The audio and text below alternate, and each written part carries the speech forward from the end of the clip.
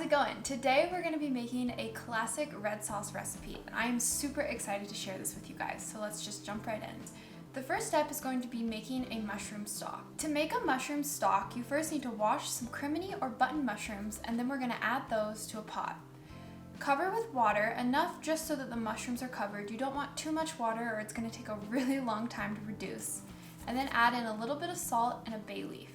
We're going to let that simmer until the water has reduced down to about half of what it was, and you should end up with about a cup of mushroom stock in the end.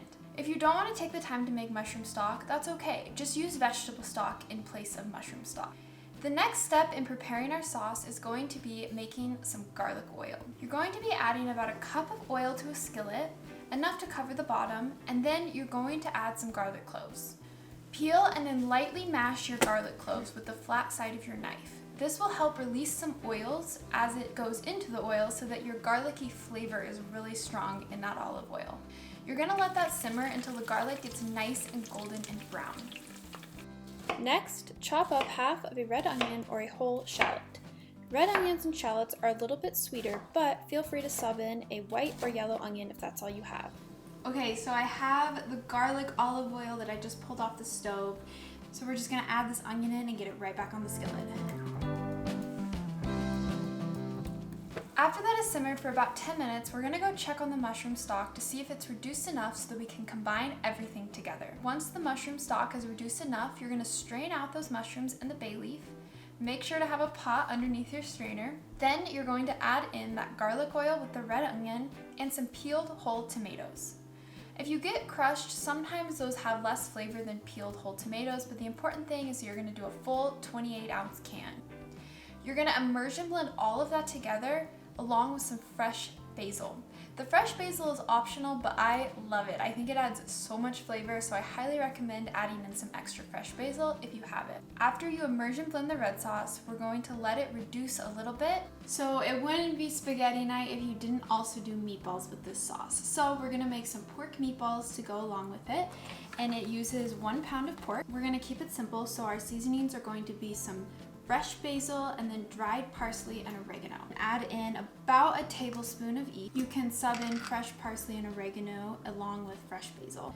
So add in about a tablespoon of oregano as well. We're gonna set this aside and chop up some fresh basil. So we just want, again, a couple tablespoons of the fresh basil. I love the flavor, so I add in a bunch of it. Any basil you have left over, feel free to add it to your sauce at the end. Once the basil is lightly chopped, you're going to add that in as well. Next, microplane in 4 or 5 cloves of fresh garlic, or more if you want. We need to add in Parmesan cheese. Using that same microplane, we're just going to grate in about a 1/4 cup or so. We're going to mix this all together, and then we're actually going to do a little test meatball on the stove because you want to test your meat before you make a bunch of meatballs. So we just got done cooking this test pork meatball. It's a little sad on there, but we're gonna give it a try. Oh, it's so hot.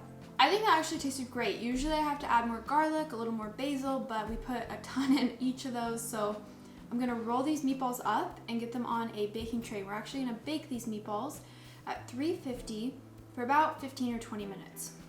Okay, I just pulled the meatballs out of the oven. They look and smell fantastic, so we're ready to serve up some spaghetti and meatballs. I didn't show you, but I made a giant bowl of spaghetti, and I'm just gonna add 2 to 3 meatballs, but feel free to add as many as you want, depending on how hungry you are. Here is that sauce. It's been reducing.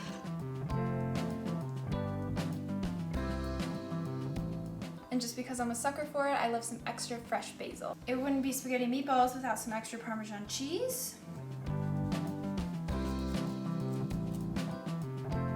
Give this a try, I'm so excited. That is so good. I can't wait for you guys to give this one a try. The sauce is reduced down so perfectly, it has so much flavor. Oh, I have to try the meatball, almost forgot. This dish is cozy, it's all things delicious, super savory, and I really hope you give this one a try and like it as much as I do. Let me know what you think in the comments below. Thanks so much for watching.